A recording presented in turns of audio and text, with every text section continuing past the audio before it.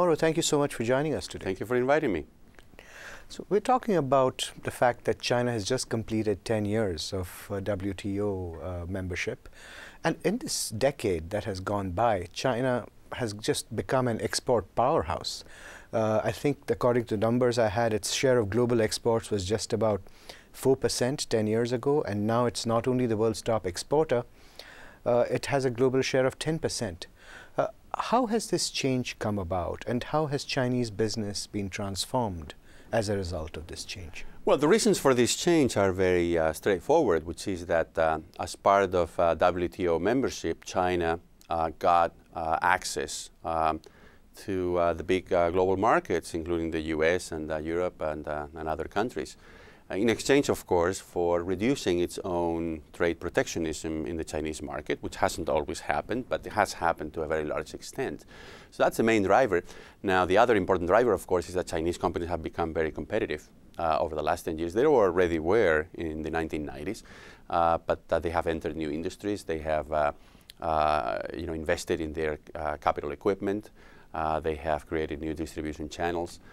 We already see the first Chinese multinationals like Lenovo or like Haier making progress in global markets. In fact, Haier has become the largest household appliances company in the world.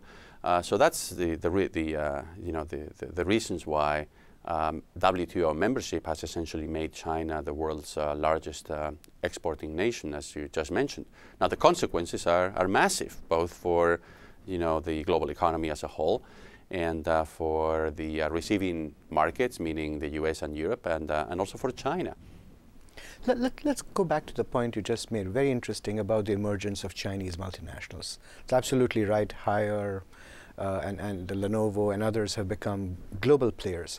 Do you see a difference between the way these Chinese multinationals have emerged and, say, previous generations of Asian companies, like, say, the Japanese companies like Sony and others, or the Korean companies like Samsung? Has there been a difference in the strategy, growth strategy, and globalization strategy of the Chinese multinationals relative to the others? And what can other aspiring global multinationals from countries like Brazil and India learn from China's experience? Yeah, that's a great question. And of course, it's a very complex question. So there are some common patterns. So the Japanese and the South Korean and now the Chinese companies had one very big advantage going their way, which was they had a protected domestic market while they were still learning how to compete, right? So for many years, Chinese firms have had a captive domestic market. And they learned how to make things, and they could sell. And then, of course, they started to pursue foreign opportunities. This was the case of Haier. Haier grew first in the domestic market, and then it started to pursue foreign markets, first by selling their products to Walmart or to other American brands. So they would make the washing machines for them. And then they started to launch their own brand. So that's the common pattern. That also happened to the Japanese firms in the 50s and 60s, the same with the Korean firms in the 70s and 80s. I think the big difference with China, of course, is ownership. Many of these firms in China have at some point at least been state-owned. That wasn't the case of the Japanese firms. That was not the case of most of the Korean firms, with the exception of maybe POSCO in steel, right? So that, I think, is the biggest difference. That is to say that in China, what we see is a very important influence of government-owned, state-owned enterprises in the rise in this process of internationalization of the Chinese companies. That's the big difference. And what lessons can, say, companies in Brazil or India, which are aspiring multinationals, learn from China's Well, I think also multinationals in the US and in Europe can learn. I think one of the biggest lessons is, of course, the importance of scale. That is to say, Haier, Lenovo, BYD, which is one of the largest makers of rechargeable batteries in the world. And there's like 5 or 10 other very good examples of Chinese multinational firms that are making great inroads into the global economy by themselves, right? The big lesson, I think, is a scale. The other big lesson is learn the ropes. Don't try to accomplish everything at once. So again, first start in the domestic market, then sell your products for somebody else to put their brand name on them, right, in Europe and the US. That way you reach a scale. That way you establish relationships. And then once you're ready, then you launch your own brand. And then you try to conquer markets with your own resources and with your own reputation. It's a hard thing to do, obviously, because you're facing stiff competition by established players from Japan, from Europe, from the United States. But hey, at least 20 or 30 multinational firms from China so far have made it. 10 years from now, there will be 100 or 150. What would you think will be the implications for the incumbents in those fields? Well, they're going to have to wake up. Many of them, of course, will be acquired by Chinese firms. Or they will have to sell some of their divisions to Chinese firms. Lenovo, of course, became a big global player after acquiring the PC business from IBM. Haier has also made some acquisitions, even though most of the action there has been organic growth. And so on. So I think they need to wake up. They need to realize that China is no longer just a low-cost manufacturing site. China is a big economy, big domestic market, but it's also the home base for many firms that are becoming increasingly more technologically sophisticated. And they're also learning how to market, how to sell their products. So the world of competition is changing very, very quickly, in large measure because of the Chinese firms, the Indian firms, the Mexican firms, the Brazilian firms, essentially getting out of their domestic markets. So if you were to identify the most critical industries in which companies are likely to be acquired by Chinese multinationals, which would you consider to be the prime target? I think the number one category will be commodified industries. So anything that is a commodity right now, the Chinese companies, Brazilian firms also, Indian firms, will have an interest in buying. Why? Because they like scale and they know how to operate at larger scales. And when margins are very low in a commodity industry, whoever is bigger wins. So this has happened in personal computers, which is a commodity, I think. This is starting to happen in many categories of electronics, which have also become very commodified. And I think this is going to happen also in the lower segments of the automobile industry, which are also very low margin, very commodified. I think a little bit later we will start seeing in high-tech fields, right? Aircraft, biotech, possibly even pharmaceuticals. We will see more activity. Not necessarily only in the form of acquisitions, it could also be alliances.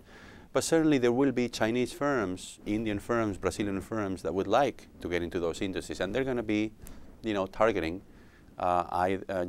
European or American firms either as partners or as acquisition possibilities.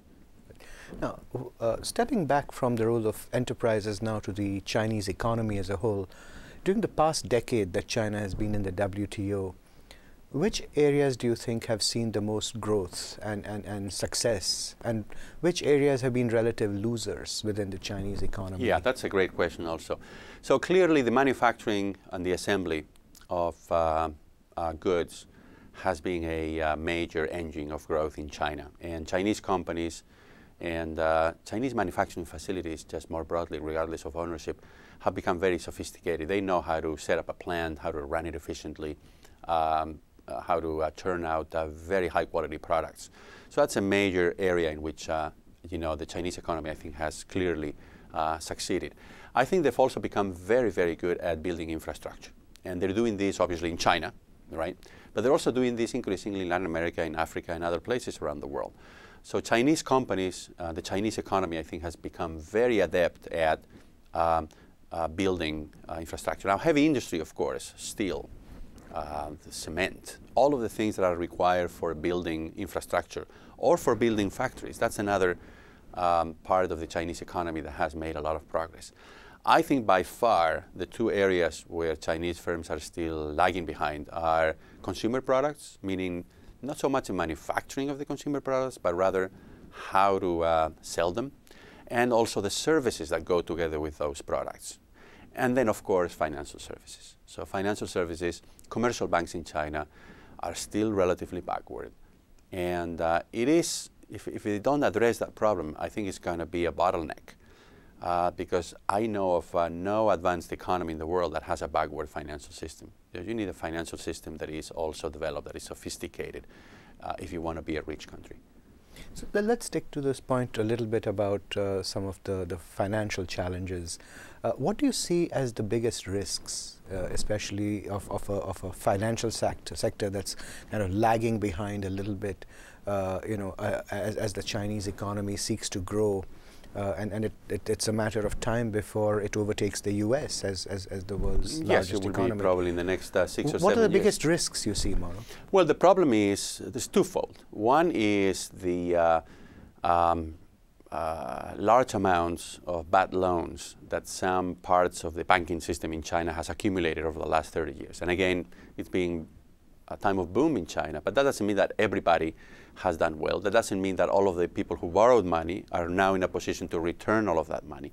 So there is that problem. And then the second problem is just more the nitty-gritty, day-to-day operational details about how you run a bank that takes deposits and then extends loans to families and to businesses, right? And does other types of commercial activity.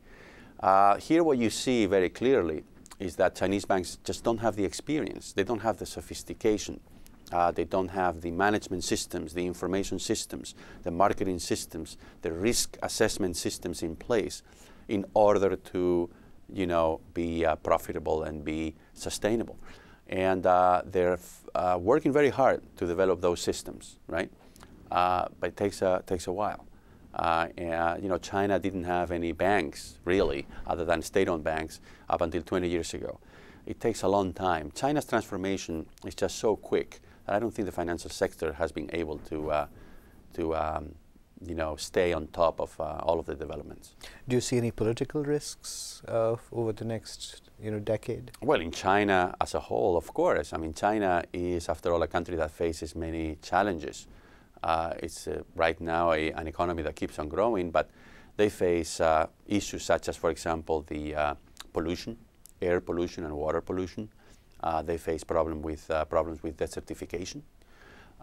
They certainly face problems with their neighbors. I think that's also part of political risk. That is to say, China, unlike the United States or unlike the United Kingdom, right? This is China's huge disadvantage. It's surrounded by more than 15 countries.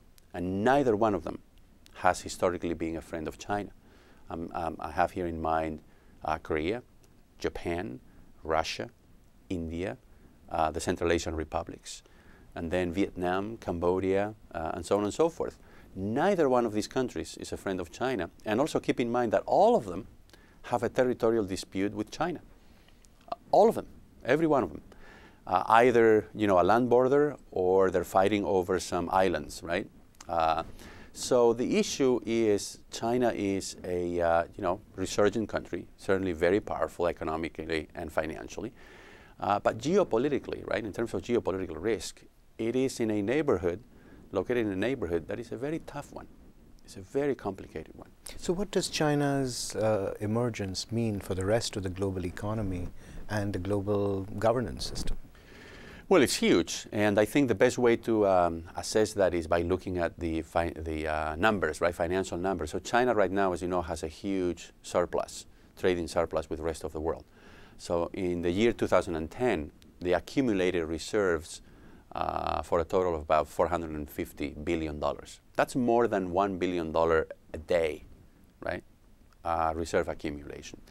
Now, at the same time, that means that some other countries in the world are running deficits, right? Because if we don't have any trade, let's say, between planet Earth and Mars or Venus, then if somebody's running a surplus like China, there's got to be somebody in the world who's running a deficit, and that's the US, that's some European countries, and so on and so forth. So this gives China financial clout. It also gives it power, because China uses those reserves, of course, to help the countries that have deficits, make it through the year. They buy US government securities. Now the Europeans are trying to persuade China to buy European government bonds and so on and so forth. So this gives China clout. And of course, the problem is that China 20 years ago, 30 years ago, didn't have this financial strength. So they're underrepresented in all of the important institutions in the world. The IMF, right, is one of them. All of the development banks in the world. China has a lot of resources. They could have more voting power. They could have more voice, but they don't yet have it.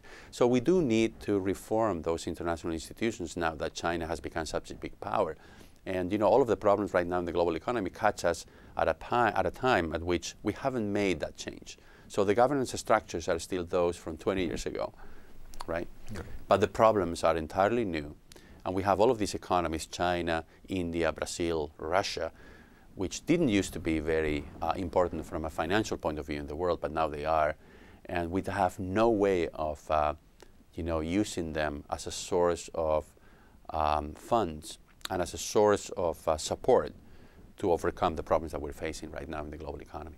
No, that's a very great point. So let's take just one of those multilateral institutions, which is the one we began with, which is the WTO. As we know, during the past decade, there have been any number of trade disputes that China has been involved with over issues like subsidies and so forth. How do you expect this to play out over the next 10 years, say within the WTO context? Well, China has been, as you just said, like other countries, right? The US and Europe are also taken to task, right, sometimes for subsidizing certain, companies or certain products and protecting others and so on. But China, of course, as a developing country that it still is, has more of these mechanisms of protection in place. So naturally, they get more attention. And then, of course, there's also the problem with the overvaluation of the currency. But you see, China has been pretty good, actually, at whenever they're taken to court, so to speak, right? They're accused of doing something at the WTO. They've been pretty good at trying to address the problem. And most of the time, they have accepted, that they were in violation of some part of the agreement.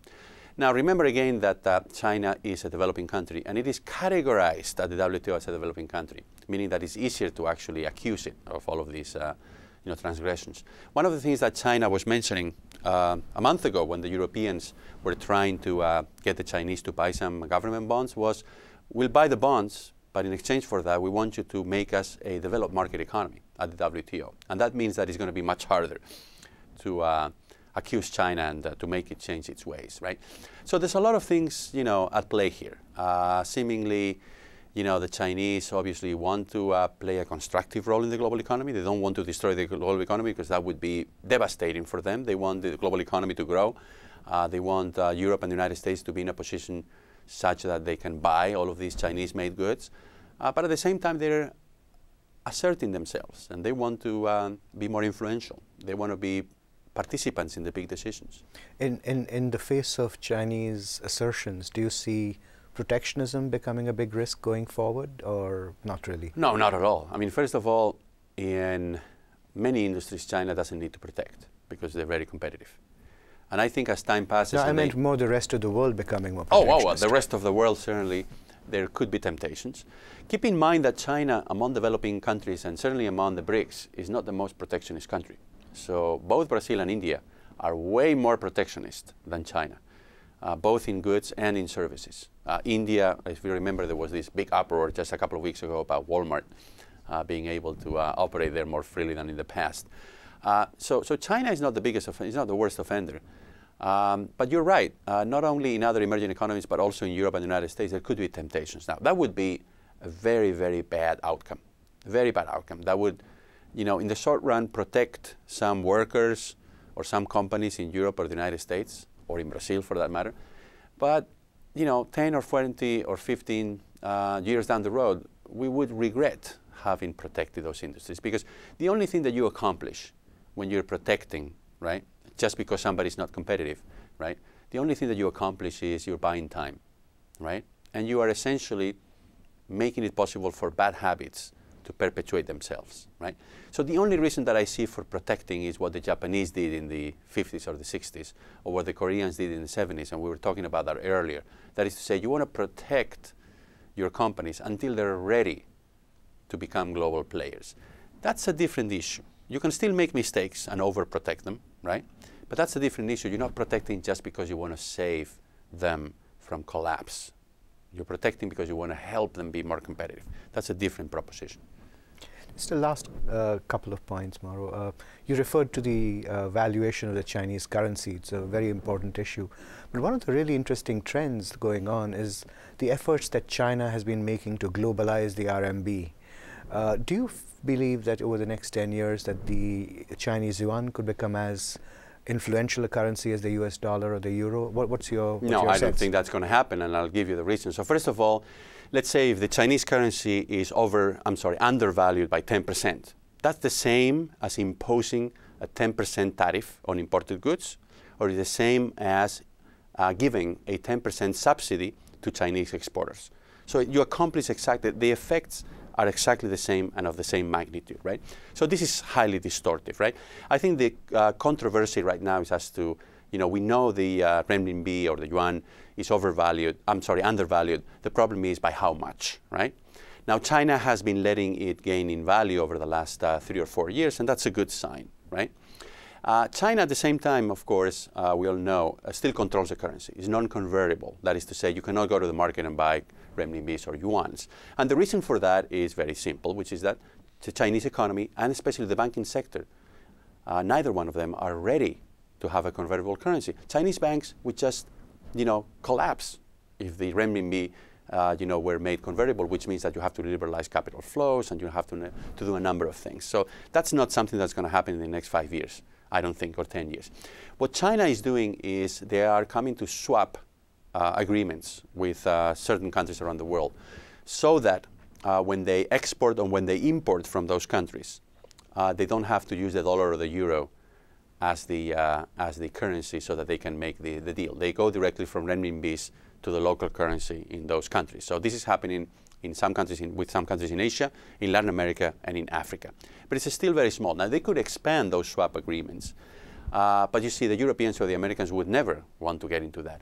So I think the time at which the renminbi or the yuan is going to play as a currency, a big role in global financial affairs is at least, I would say, 10, 15, 20 years away. Something very dramatic would need to change in the Chinese financial system and banking sector for that to happen earlier. I just don't think it's going to happen earlier. Great. One final question, Mauro. What advice would you give CEOs around the world about how they should navigate the future, especially as it concerns China? Well, I think you need to read as much as you can about China. I think the power transitions, such as the one that is going to be happening in the next few months in China, are going to be very important. We have to pay attention to that. I think it is very important to see what happens with the 1 billion people in China who are still relatively poor, because economic development and wealth has only reached the top 300 million. That's a huge accomplishment, but it's only about 1/4, right, of the entire country from the point of view of population. And I think you've got to watch the environmental issue in China very, very carefully, and see how they manage to play a bigger role in decision making at global institutions such as the WTO, the IMF, all of the international development banks, and all of that. So I think the best piece of advice is keep an eye on what the Chinese are doing, and also read not only the analysis that the American journalists or scholars or consultants are producing about it. Also read what the Chinese themselves are writing. Many of the reports that the think tanks in China publish are translated into English. I think it's also important to see the other perspective, how the Chinese themselves are thinking about their own rise as a major economic power in the world. Mauro, thank you so much. It's a pleasure as always. Thank you for having me.